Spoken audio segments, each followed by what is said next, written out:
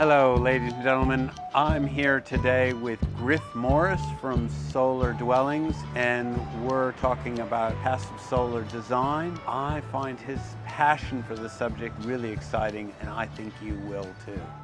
If you could wave your special magic wand and change some aspect of the building code as we have it now here in Australia, is there anything in particular you'd really love to see change?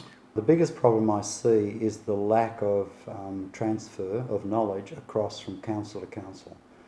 There are few councils that have true knowledge of sustainability, so therefore their assessment process is mired in misunderstanding. Education, but specific education around sustainability. And when you do that, you have to include everybody, because when plans go into a council, they're assessed by building, planning, engineering, health, and even parks and gardens in certain situations.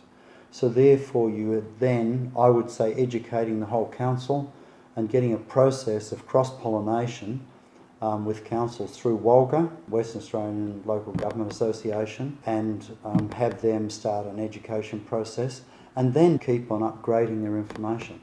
And nowadays that is so easy, because you can just do Citrix or Skype and you can run seminars right around the country, right around the state. So people don't have to go places, you don't use all that carbon, and they can update themselves on a consistent basis. You understand the 6-star process or the star rating process?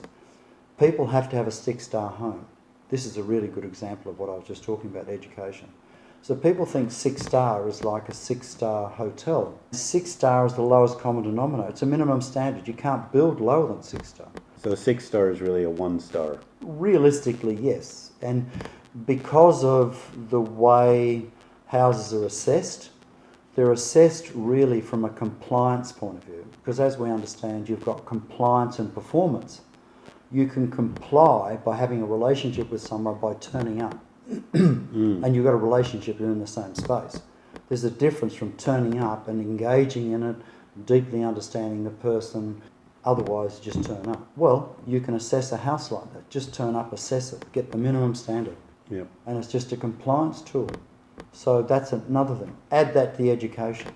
But education, not just councils, because a lot of the councils don't realise that.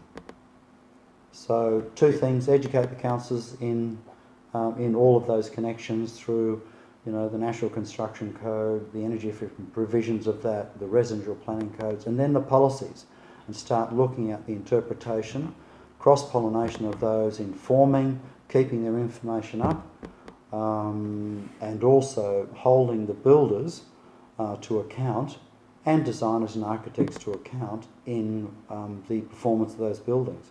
Have them assessed. For further information, look at Your Home, Commonwealth Government website. Great information, go straight to the technical manual. Look at Josh Burns' website, josheshouse.com.au. That's done as copyleft, not copyright. So in other words, all the information, even the plans, are free to people to use. Great. Thanks very much for that. My I really pleasure. appreciate your time. There's a lot to take in there, but and we've scratched the surface. yeah. Right?